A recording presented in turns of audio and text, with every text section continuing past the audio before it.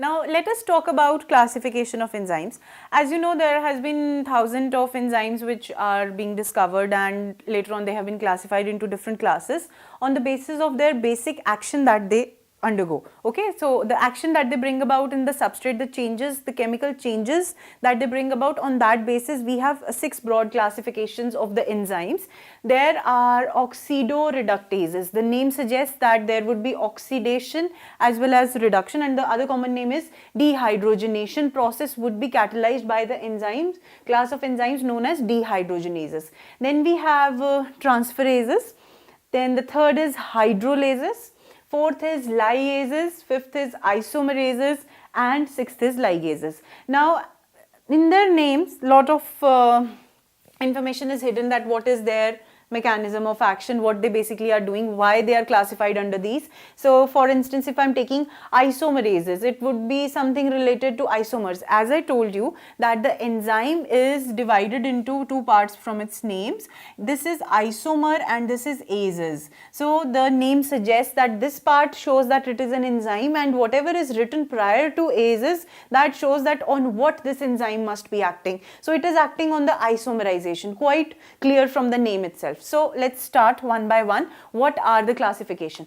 First one for consideration is the class of enzyme known as dehydrogenases. Now what are dehydrogenases? They are the enzymes where the process of oxidation as well as reduction must be taking. Okay, redox reaction if I call it. Whenever redox reaction is taking place, you know, there would be 2 substrates that would be in consideration, because one would be getting oxidized and other would be getting reduced. So considering substrate 1, supposedly it gets oxidized, and the substrate 2, it gets reduced.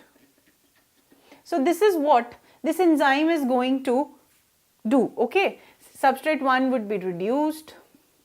Now after that it would be reduced and 2 would be oxidized. Now you know, when we talk about oxidation and reduction, we are basically either dealing with addition or removal of protons or addition and removal of electrons. This is what basically this reaction deals with. Either it would be adding the protons. Okay, if it is adding the protons, that is reduction. If it is removing the protons, that is oxidation. So whosoever is getting reduced, that means the proton has been added over to here, and this one got oxidized. Over here, this one got the proton and this one got oxidized because it lost the proton. In terms of electron, we follow that simple acronym, that is oil rig. Oxidation is loss and reduction is gain. Oxidation is loss of electrons. So supposedly this has got oxidized, that means it has undergone oxidation. It would have lost the electrons and this would have gained the electrons, and the opposite in this other case. That is what these enzymes do.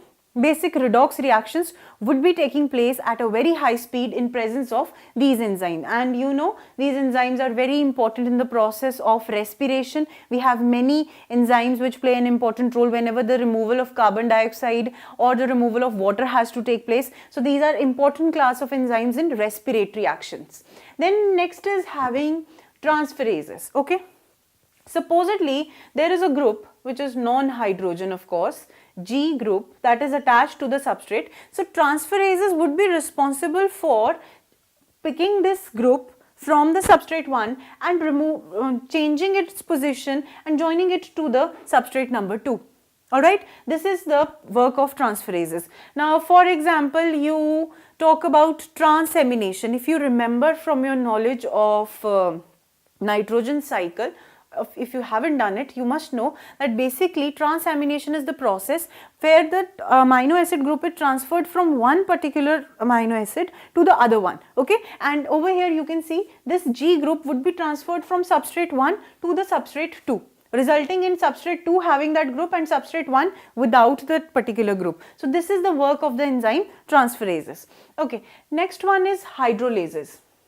When I talk about hydrolysis, something related to hydro, that means something related to water, and because it is not just hydroases, it is hydrolysis. So important term that you need to remember over here is that we will discuss hydrolysis over here. What is hydrolysis? Breakdown of something by addition of water. Okay, breakdown of some bond, particular chemical bond, by adding water to it, and this is done by the enzymes, done in the presence, not by, in the presence of hydrolases. Now what do hydrolases do? They enable the breakdown of a particular compound in the presence of water at a very fast rate. It could be an ester bond, a peptide bond, it could be an ether bond, it could be a glycosidic bond, a carbon-carbon bond, carbon halide, phosphate nitrogen bond. All these bonds can be broken down by addition of water into them in the presence of hydrolases. So this class of enzymes is very important for breakdown. Okay, so all the catabolic processes, they would be involving hydrolases, where direct chemical breakdown of the bond has to take place. Okay, now coming to the fourth type, that is liases. This is a typical type of class of enzymes. Over here, what has to take place, that first of all, one thing you have to keep in mind, that we are not going to consider hydrogen ion over here. Okay, hydrogen ion is to be kept aside. Over here, a double bond between carbon-carbon would be formed. Okay, but what we have to consider is, supposedly a group is attached to carbon, two functional groups are attached to carbon, and you want a bonding between those functional groups to exist. That means you want to break those groups from this particular compound, and there should be a bond between these two groups. Then you would use the enzymes which come under the class of liases. Over here, as you can see, the formation of double bond has taken place, and these two groups have come into union through a single bond. Make sure that you don't consider that H positive, that is the protons, are into being in this reaction. That is why these are liases, and they are not considered under the class of transferases. Okay, transferases or hydrolases, if I may say, or oxidoreductases. Okay, then next is isomerases. As the name suggests, we did discuss earlier, these isomerases are responsible for any sort of interconversion that would take place between the isomers. Okay, the isomers could be optical isomers, they could be geometric isomers, or they could be positional isomers. Now recall your knowledge again from the glycolysis pathway. There was isomer fructose 6-phosphate, glucose 6-phosphate, glucose and fructose. So all such changes, all such isomeric changes which are to take place and which enable addition of some functional group easily, that is done by the process in which the enzymes under the class of isomerases would be present. Alright.